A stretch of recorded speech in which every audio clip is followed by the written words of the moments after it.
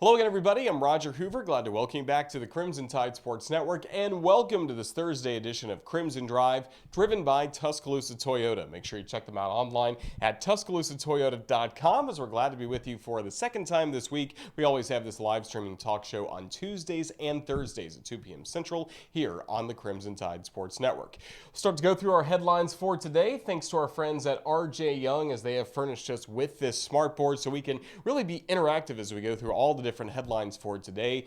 RJ Young is the official technology solutions provider of Crimson Drive. We'll start with what's coming up on the show today. And first of all, a great win for Alabama basketball last night on the road against Ole Miss. We'll be hearing from the head coach of the Tide, Nate Oats, with Coach's Checklist. And then we'll be hearing from our softball broadcasters, Tom Canterbury and Robertson. They will break down everything you need to know for the start of softball season coming up tomorrow. Erin Routliffe continues to do well on the women's professional tennis tour. She just had a great run in the Australian Open. She'll be joining us to talk about her days at Alabama, plus what's ahead for her coming up this year. And then we'll be talking with Greg Byrne, the director of athletics for the University of Alabama. As yesterday we had an edition of Greg Byrne Live talking all about the new arena for basketball and gymnastics, and also the new golf facility, potential of alcohol at Alabama sporting events moving forward. So much to talk about with Greg Byrne coming up as well. So as we continue to go through the headlines, we will have men's basketball. Of course, last night had a good win against the Ole Miss Rebels, 97-83. Jaden Shackelford had a career-high 30 points in that ball game as he really stepped up his scoring for the Crimson Tide. Also, Alabama got some shots going from beyond the arc as the Crimson Tide shot 64% from three-point land, 14 of 22 in the ball game. Much different story than what we saw on Saturday against Kentucky when they went just 3 for 30. So good to see that for the Tide. Need some momentum coming up for the Arkansas game coming up at 11 a.m. on Saturday. Razorbacks had a great win their last time out, a thrilling victory against number 1 Auburn on Tuesday night. You probably saw all the fans on the floor at Bud Walton Arena cheering on the Razorbacks to that win. So that's a good look at Alabama men's basketball. On the women's side, last Sunday had a great win. It took overtime against Vanderbilt, but the Crimson Tide got the victory. 77-71 was the final score in overtime as Brittany Davis, Jemima Mingo Young really stepped up their scoring for Alabama. Now, there will not be a game tonight for the Crimson Tide as they have one of their final open dates of the year, but the stretch run leading up to the SEC tournament in Nashville really begins on Sunday against Kentucky Wildcats at 1 o'clock. Yes, that is Super Bowl Sunday. The game's at 1 o'clock Super Bowl much later that night. So a great chance to come join us in Tuscaloosa for that ball game. And if you do go to the ball game at Coleman, make sure you wear pink. It is the power of pink. And also Play for K game coming up for Alabama women's basketball. Softball team, I mentioned we'll hear from our broadcasters in just a bit with their preseason report on this Crimson Tide team. But coming up this Friday, the season will begin Tucson, Arizona, the Mike Kendrea Classic. Mike Kendrea, a legendary coach of Arizona softball for many, many years, just retired, and now they're having this season opening tournament that has a great field, including Alabama. And here's who the Crimson Tide will face this weekend: Southern Utah, Oregon State. Alabama will face their best pitcher coming up this weekend. Of course, Arizona ranked 9th in the country, Alabama's preseason number 2, and then New Mexico to round out Alabama's play out in Tucson, Arizona. Montana Fouts, Kaylee Towle already earning some honors from the SEC, both preseason All-SEC. And as I mentioned, we will hear from our broadcasters Tom and Gray coming up in just a little bit with more on them. More on Alabama athletics. You'll be able to watch a lot of softball and baseball on television coming up this year, along with the coverage we provide on the radio. So that schedule has been released on RollTide.com. Don't forget that 81 student athletes from the University of Alabama have already earned SEC Fall Academic Honor Roll accolades. Love seeing that. Great performance in the classroom during the fall for all Alabama sports. Then track and field, a couple of honors to pass along. Eliud Kipsang was named the SEC Runner of the Week, and Isaac Odugbisan was named the SEC Field Athlete of the Week. So great honors for those guys coming in. So as we get going on the show today, again, last night a great win for Alabama men's basketball on the road at Ole Miss. Here's what head coach Nate Oats had to say after the victory. Thought our guys showed a lot of fight. We got down 11. They came out, made shots. We've in the past maybe would have gotten a little discouraged. I thought we kept playing hard, made some adjustments on defense, finished at a half. Good run, obviously, to help that we shot the ball well. Shaq, was 5-8 from 3 in the first half. So I think we finished on a 30-8 run to finish the half. So I thought our guys showed some fight, some resolve when we got down 11 early. Claw their way back in it. I think the law of averages maybe helped us out tonight. If you go 3 of 30, against Kentucky, we were due to have a decent shooting night. So, we know we're more than capable of shooting it well. We had multiple guys shoot over 50% from three. Shaq, JQ, Keon Ellis, Noah, JD, all of them were 50% or higher from three. So, we haven't had an issue often with the offense this year, even though we haven't shot the ball as well as we'd have liked. We were still able to score. The defense is where it's at. I thought there were stretches tonight we were decent defensively, and then stretches where we weren't. And we got to get a lot better. Obviously, Arkansas is a little bit more talented offensive team coming in Saturday, so we'll have to shore up the defense a little bit before Arkansas. But happy to get a road win. It's been a while. Florida seems like forever ago. It's the last time we got a road win, so really, really excited for the guys. Excited for Shaq. He's feeling a little under the weather that Kentucky game, and I think that had a lot to do with the shooting performance. He came in tonight, hit 8 threes and scored 30. JD and JQ both had 8 assists each, which is great to have 2 point guards both able to get 8 assists. Obviously helps when you make shots to get the assists. But I thought Jason Holt gave us some quality minutes. I thought he played well on defense. He flew around. We were plus 22 in the 26 minutes he played in the game, and he's been working hard in practice and almost led us in rebounding with 6 rebounds. So I was happy with his play too. I was just happy to shoot it well no matter where it is. Hopefully we can get a home shooting performance like that Saturday. This arena's one of the arenas they looked at when they talking about building our new arena. So maybe we can get a arena that looks something similar to this and shoot the ball like this. I think we had a pretty good shooting performance 2 years ago when we played here too. So if I remember right, I think we put 103 up. So for averaging 100 points here in the 2 times we played here since I've been here, I think an arena that looks like this be a great addition in Tuscaloosa. He's a guy that works really hard. He's in the gym all the time. We got an early bus that comes to the gym. He's always on that early bus. He shoots pretty much every night. Just wanted to make sure that, he got his legs back under him. He didn't overwork outside, but he told me his legs were good. They looked like they were fine tonight. He didn't have any problem shooting the ball tonight. Fun win for the Crimson Tide last night in men's basketball. Again, coming up on Saturday, 11 a.m. tip-off. The Tide and the Arkansas Razorbacks want to see Coleman Coliseum full once again, loud and boisterous with an early morning tip. It seems early morning. It's really not that early at 11 a.m., but our coverage on the radio will begin at 10 o'clock. Hope you can watch the courtside cam here on our Facebook page as well as the Stipe Lounge pregame show. It'll start at 10. We'll have that coming up at 10 a.m. as well. Speaking of a courtside cam and softball season, get ready for a lot of booth cams, taking a look at Alabama softball and baseball, of course, but this week we're really focused on softball because coming up on Friday, the Crimson Tide will begin their season looking to defend their SEC tournament championship for a year ago. 2 years before that, of course, 2 years before that, Alabama was the SEC champions and, of course, made it to the Women's College World Series 2020. We'll never know how far that team could have finished due to the COVID-19 pandemic closing out the season early. But we know that 2 guys that are really excited for softball season to begin, Tom Canterbury as well as Gray Robertson. They call all of our games on the Crimson Tide Sports Network, and they join us. They're about to join us once every month to talk about Alabama softball, but especially to begin the season. Here's a preview from Tom and Gray. Thank you so much, Roger. Tom Canterbury here alongside Gray Robertson, and we are so excited for Alabama softball gets underway. Team 26 takes the field this weekend in Tucson, part of the Mike Candrea inaugural invitational tournament out in Arizona in Tucson. Gray, Team 26, some familiar faces, some senior leadership that we're really going to be looking for, but lots of turnover. Big senior class leaves after last year, big freshman class coming in. You're going to kind of need a lineup card here to learn all the people here to start things off.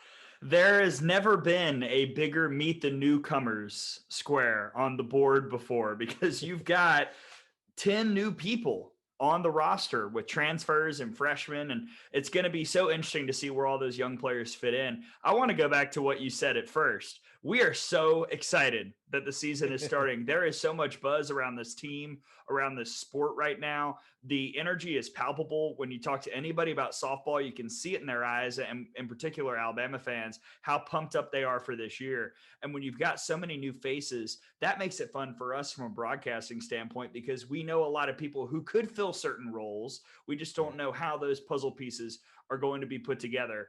The constant, though, is the pitching staff. And it starts with Montana Fouts and Lexi Kilfoyle. As we said when we recorded the Out of the Box podcast season 4 premiere, it's the best two-headed monster in college softball in terms of pitching.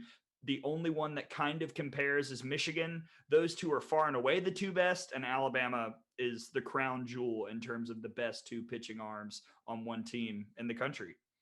One of the main reasons why virtually every national preseason poll has Alabama in the top 3, some 2, some 3, but that Alabama is also the pretty much perennial preseason pick to win the SEC as well. So things look really good for Alabama to start things off. 4 games in Tucson. We'll go over the schedule here in just a moment, but you not only have a great pitching staff with Montana Fouts and Lexi Kilfoyle, you have a 3-time All-American as your main senior leader as well, with Kaylee Tao coming back to anchor things in her 5th season. Yes, Kaylee Tao, the grandmother, as a lot of people have started calling her. That's not just us making it up. She is a 3-time All-American, and I'm not sure how many people in the country know that, because she's done it kind of quietly. She hasn't been the offensive star in any of her past years. There's been Bailey Hempill, really, who's kind of taken the headlines. This is the year that Kaylee Tao can truly shine, and I'm so excited to see what she will do with that new leadership role.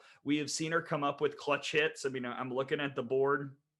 Last year against ranked opponents, she hit 354. That's the best easily of anybody I've tracked this weekend in any of the teams, and for most players around the country. She's been clutch throughout her career, and now she can take all the experience that she's gained throughout her many, many years at Alabama and teach all these young players that are going to come in and be asked to make an instant impact in this lineup.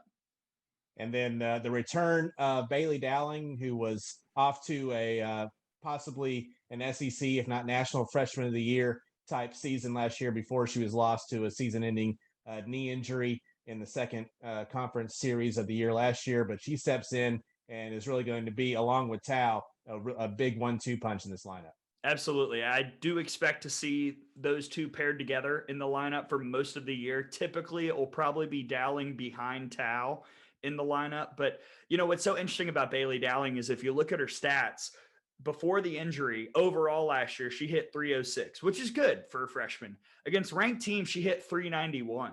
So what we talked about throughout her early part of 2021 before she went down was that she rose to the occasion in the biggest games. I think this year the question will be, can she have that consistency against everybody? As great as she was against the ranked foes, can she also have a 3-for-4 game against a team, you know, maybe a middle of the pack Mountain West team like we might see this weekend with New Mexico?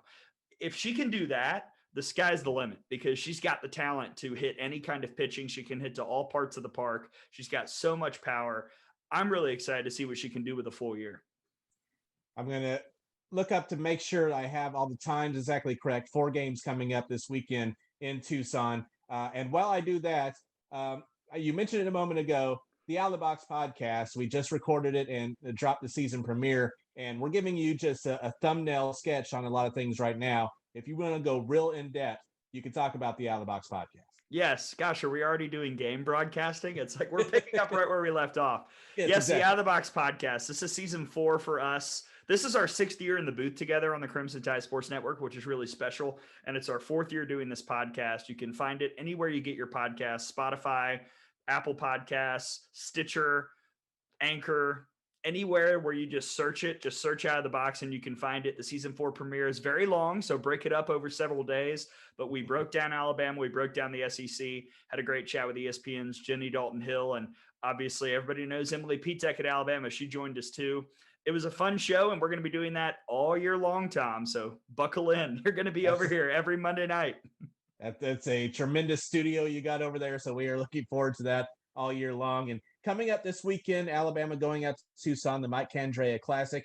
On Friday, Alabama plays Southern Utah, the Thunderbirds, at 2 p.m. Central, 1:50 the airtime on the network. Saturday, a doubleheader Bama taking on a pair of Pac-12 teams, starting off with Oregon State at 4:30. 4:20 will be the airtime, followed by the marquee matchup, Alabama versus Arizona. Alabama seems to play Arizona in some form or fashion every year. A lot of times it happens in Oklahoma City.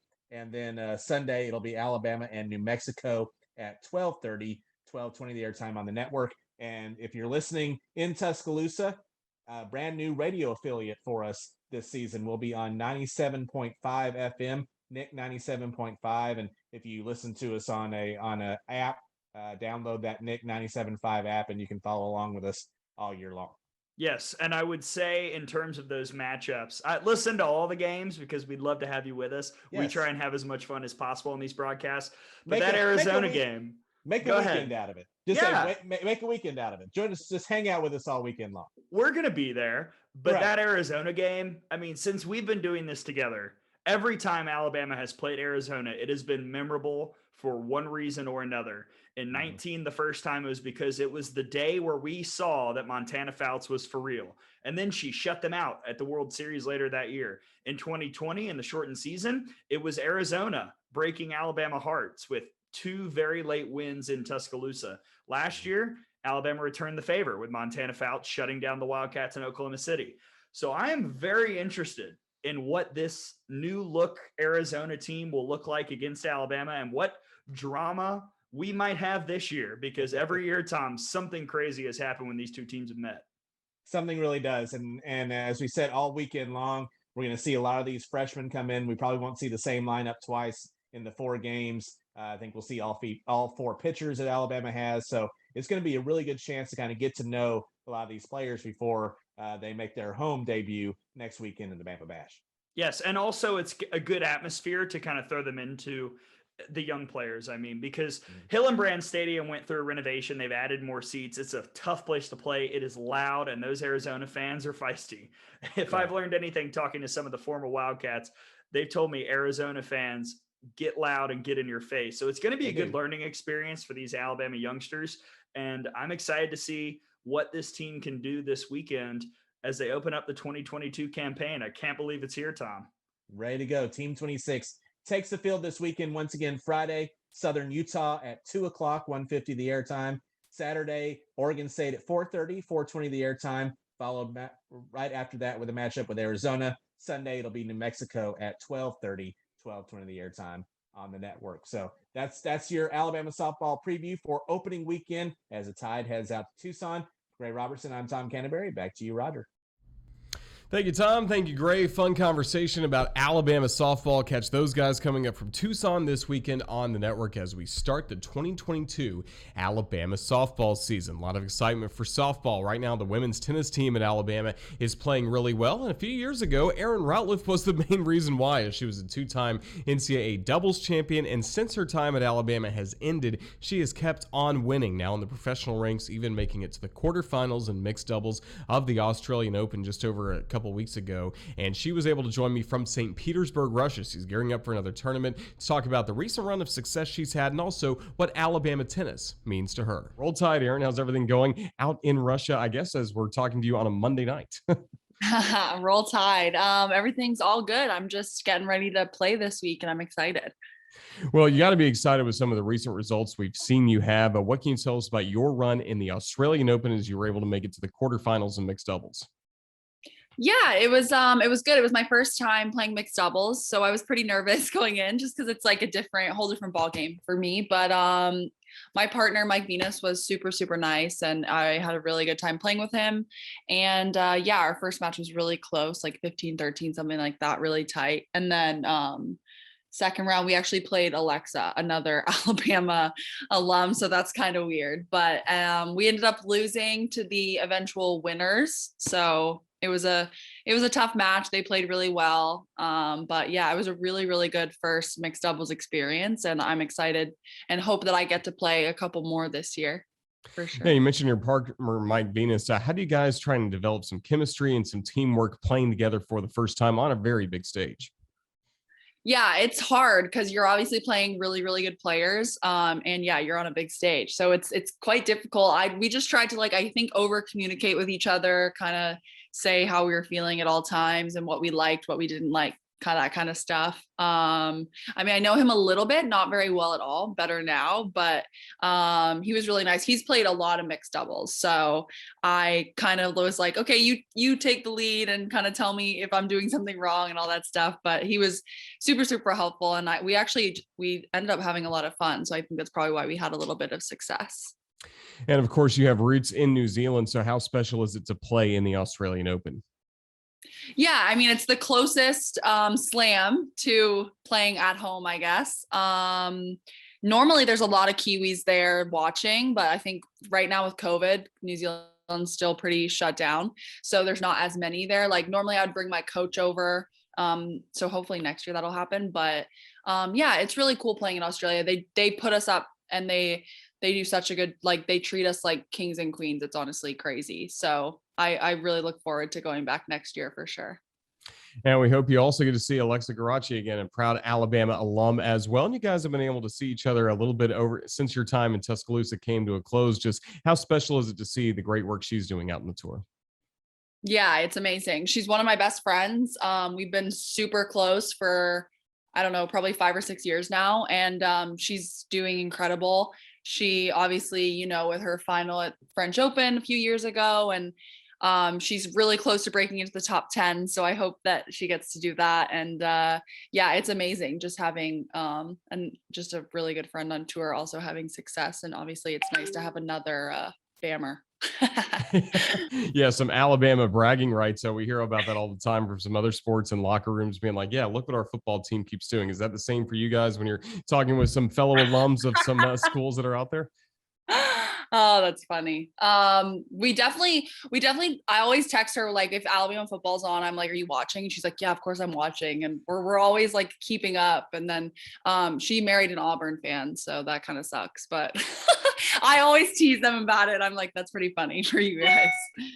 That is really good. Well, for you, the last few years, so many great experiences. We mentioned playing in the Australian Open was a great experience. You've also had some time at Wimbledon, the French Open, US Open. Just for you, what has it meant for you to get to play in these iconic venues and really continue to move your career forward? Yeah, it's really nice. Obviously last year at the US Open, I got to play with Leylah Fernandez and we had a really good time together. And, it was my first win at a Grand Slam and then first third round at a Grand Slam. So that was a big milestone for me. But I try to keep everything in perspective. I have a lot of goals for myself to hit in the future. So all of these things that I'm doing right now are kind of just steps towards something that hopefully is coming. So I just, I try to just enjoy every single moment and just try to control the things that I can control. But yeah, I mean, obviously playing on the really big stages is what you dream of as like a little kid growing up playing tennis. So I'm happy to be here and hope that I can continue to have some success. And of course, you had success as a younger player even before you came to Alabama for your collegiate tennis experience. But how did that time playing for the Crimson Tide and learning from Coach Jenny Mines really help you in everything you're doing now?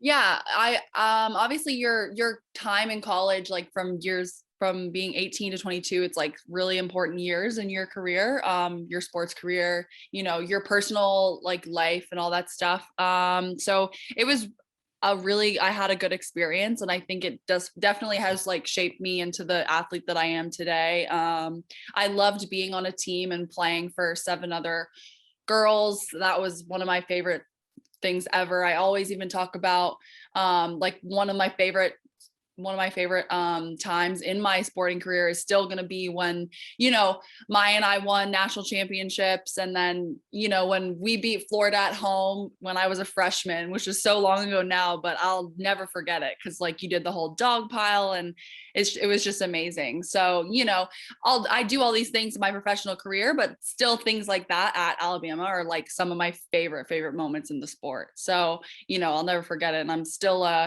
still roll tide till I die. Yeah. Do you still talk with Coach Mines a lot? Do you keep up with all the different results coming in from Alabama women's tennis?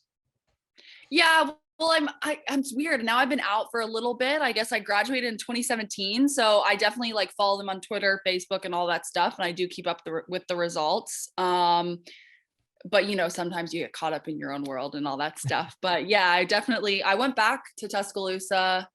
I don't know, when was the last time I was back? Maybe last summer, something like that. So I got to, meet the team because I don't obviously know any of them anymore. I'm too old now.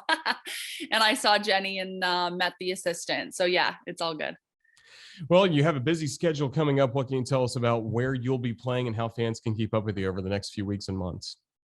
So I will be in St. Petersburg this week, and then I'll be going to Dubai next week, and then the week after is Doha. So those are two big tournaments that I've never played before.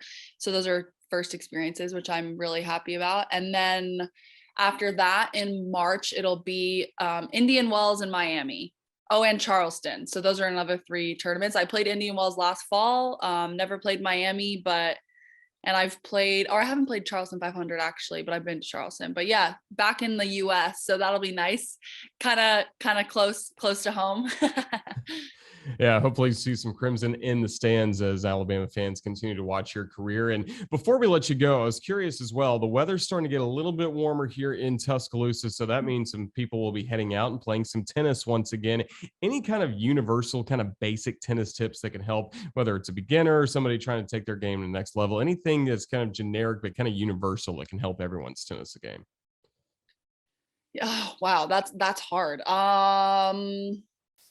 I would say I always tell, like, if I get asked like about, little kids for advice, I'm always like, well, you have to really enjoy what you're doing or else you're not gonna excel at it. So just find like the fun in everything. And I think I try to do that when I'm playing, even professionally now. I try to enjoy and have fun with every partner that I play with, to crack some jokes, because sometimes people take things too seriously. So I just try to find the fun in it. So I say on the tennis court, same thing, make sure that you realize that it's the game and enjoy it the whole time. That is perfect advice. Well, Erin Routliffe, congratulations on all the success you're having right now on the Pro Tennis Tour. We're certainly proud of your accomplishments there and what you've done here for Alabama tennis. Just roll tide, and thank you for joining us here on the Crimson Tide Sports Network. Roll Tide. Thanks for having me. Good luck to Erin Routliffe as she continues her professional tennis journey. We mentioned Alexa Garachi. We've interviewed her in the last couple of years as well here on the network. Hope to talk to her down the road again as they continue having success and representing Alabama extremely well. Well, every month we talk with the Director of Athletics live here on our Facebook page for Greg Byrne Live, and that was yesterday at 2 p.m. We'll have another edition coming up in March, but it had been a little bit, 2 months since we had last spoken to Greg. We didn't get a chance to connect in January with everything being so busy with Crimson Tide playing in the college football playoff and in the national championship game. And as it turned out, of course, he was very busy getting ready to propose to the Board of Trustees a new competition arena for Alabama men's and women's basketball and gymnastics. That happened last week. All the details are out, and now to join us to talk about all of that is the Director of Athletics for the University of Alabama, Greg Byrne. Greg, since the last time we spoke, a lot has been happening for you in your office, and you, of course, had some great news to share with us last week.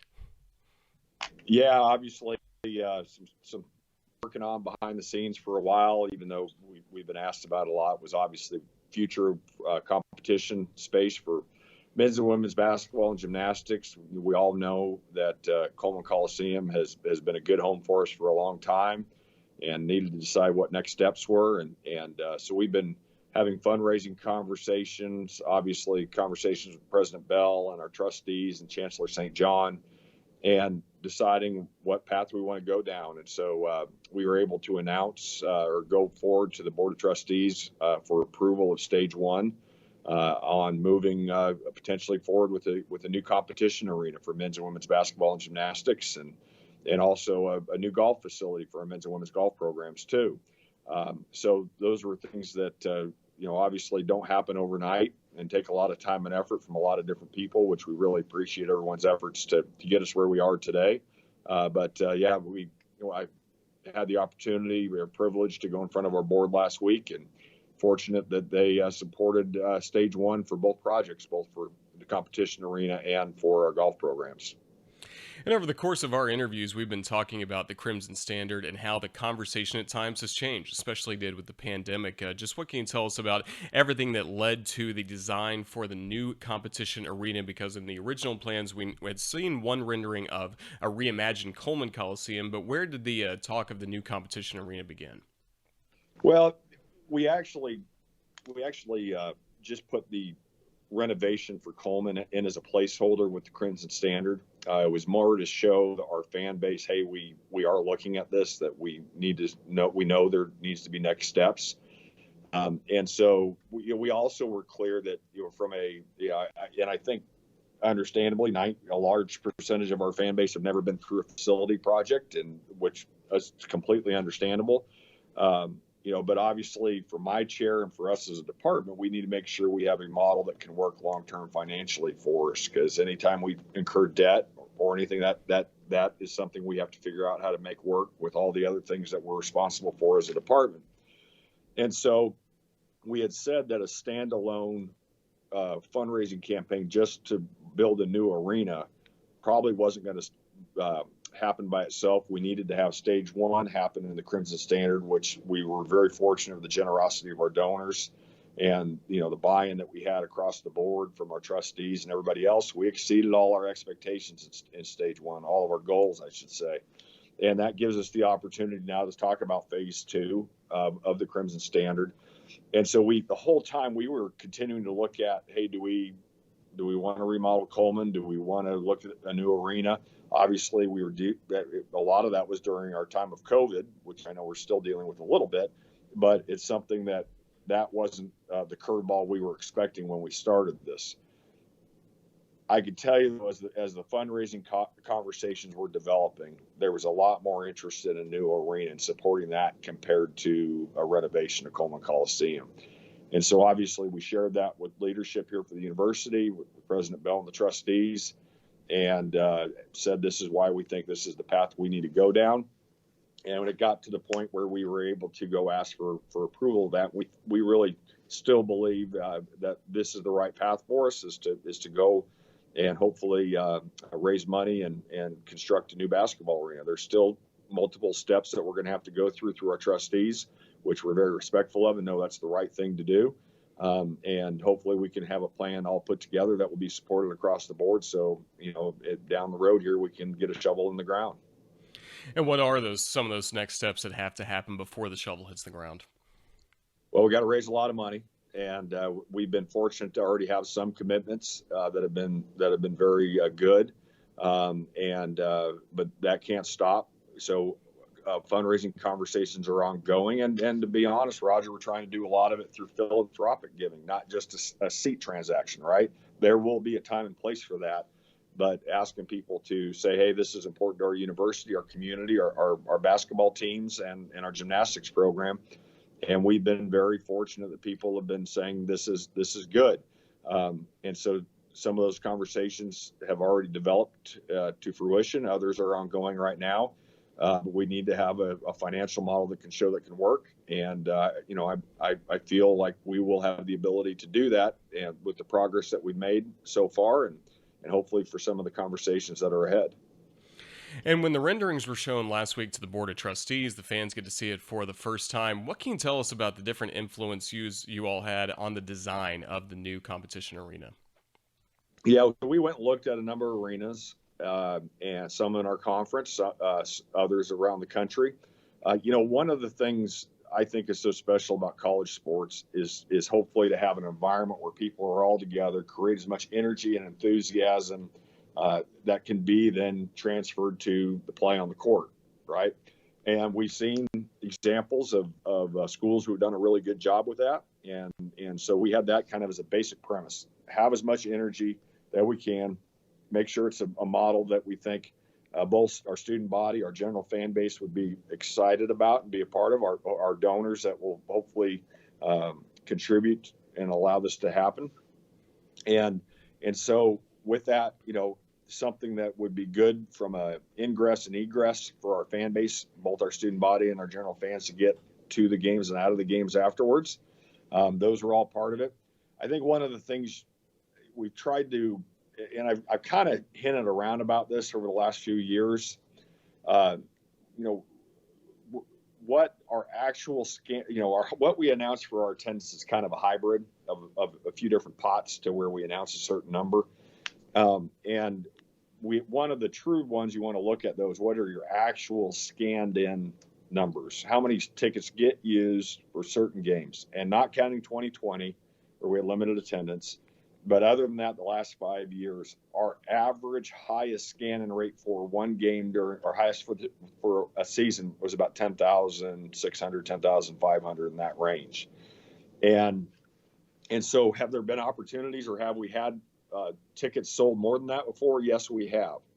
But, when you look at our season ticket base, our student base, where we think that sweet spot number is, because we want a Wednesday 6 o'clock tip to have as much energy as a Saturday night home game against Auburn, let's say. And that's, and it may not be perfect with that, but what's that sweet spot from an attendance standpoint? And so we've heard feedback that some people think it should be a larger number, and we're listening. We're not being dismissive. At the same time, too, we've had the fortunate ability to be able to dig in, look at historical data, look at our numbers. How do you find what that right number is? I've said the line a number of times. You don't build church for Easter Sunday. You build it for the other 51 weeks of the year. The other thing that I've said a few more times lately, and it is, is very true. The toughest seats to sell in any arena are the ones at the top. Whether you're seating 7,000, 9,000, 12,000, 15,000, those are the most challenging seats to sell.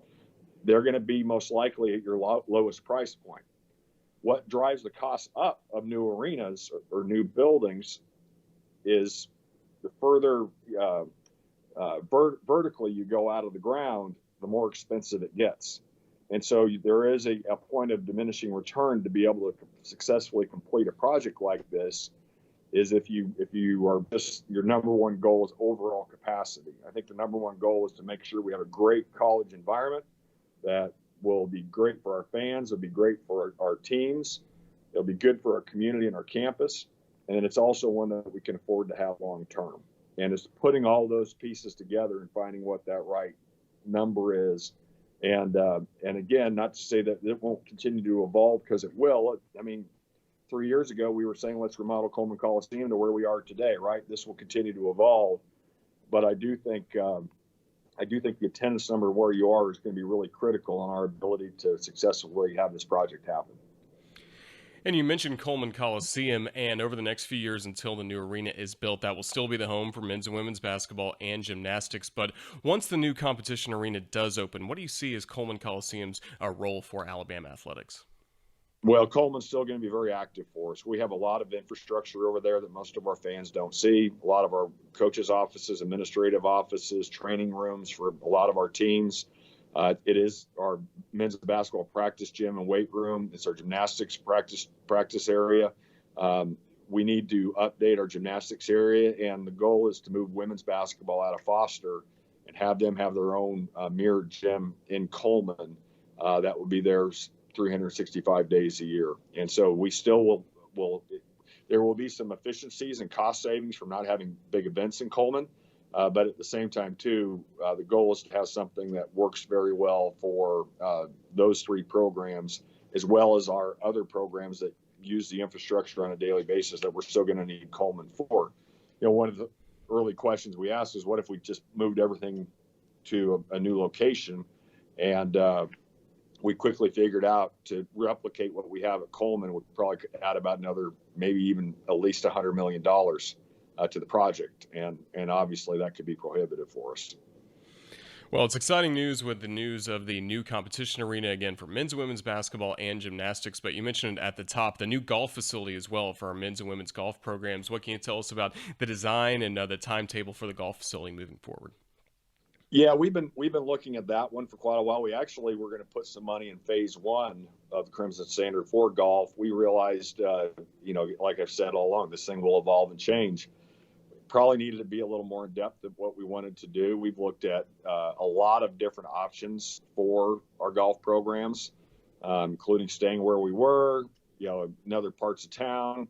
One of the things from a recruiting standpoint in golf that I think could be an advantage is when you're as close to campus as you possibly can be. And so what we're proposing here for golf is right off of campus. It's less than a mile from campus, off of Jack Warner Parkway. And kind of like what I said with basketball, where there was a lot more enthusiasm for building a new arena compared to renovating or expanding where we currently were out at the Jerry Pate Golf Center in Old Colony. we felt the right thing and the most enthusiasm was to build a new facility, a new clubhouse for our golf teams, new practice area, a new 9-hole golf course. That would be for our golf teams, and actually something you could play a lot of different ways. We went to a number of different facilities, looked at what they had, Iowa State, Georgia Tech. I know I'm going to forget some in my thought process, but we went and visited and said, okay, what are some unique models that are out there? This will be something that nobody else in the country has. I can tell you when I showed it to Justin Thomas, he and I did a Zoom and I walked him through it. He was fired up. He thought it was really cool. He said it's a golfer's playground. And I also can tell you in the recruits that we've shown the plans, I can't, don't hold me to this. I don't want to misspeak. I don't know if a kid that we've shown this to hasn't committed or signed. So it's going to be a really cool facility. Obviously our men's and women's golf programs have won national championships. And so that's our goal. We want to compete at the highest levels there. And we also are very fortunate. We have some donors who are very interested in financially making this a reality for us too. So it's going to be a heck of a concept that'll be unique to Alabama. And, we'll be excited to move that one forward too. And I think we'll see a lot of great benefit from it. So as the director of athletics for Alabama, since you got the job, you've been asked a lot about new facilities. You've also been asked about the potential of having beer and wine at Alabama sporting events moving forward. And we saw in the Byrne notice last week that may be moving forward just a little bit. Yeah, we're getting closer. We've the city council has approved the idea of selling alcohol at Coleman Coliseum. And we're working through a few details there still. And then our concessionaire, Levy, have to get a alcohol license of their own. They're still in that process. The goal is to have something for Coleman this year for those 3 sports that participate in it. And then from there, we'll see how that goes. And if it goes well, I think we'll have an opportunity to discuss other venues as well. But need to have some baby steps here first. But hopefully this season we can still have something that is an opportunity for our fans to enjoy a cool beverage if they so choose. Well, that's exciting news for our fans as we get closer to the start of new seasons. Softball opening up this weekend in Tucson, Arizona. The baseball team opening up on February 18th. I know you got to be excited for all the momentum around both of those sports. We see softball season ticket sales now over 3,200 and climbing. Yeah, just our fans are the best. Just the support they give for whatever sport we have. We just hired Rashinda Reed for volleyball. And I told her, I said, Rashinda, you give our fans something to be excited about for our volleyball program, they'll pack Foster. And we are also fortunate to be part of such a special place that has such deep passion for the university like we do here at Alabama. So obviously softball's getting going. They're going out to Tucson, my old stomping grounds. Going to play in the Candrea Classic this coming weekend, named after Mike Candrea, who I'm the luckiest guy in the world when it comes to softball coaches. I've gotten to work with Patrick Murphy and Mike Candrea, both 2 of the absolute legends in the game.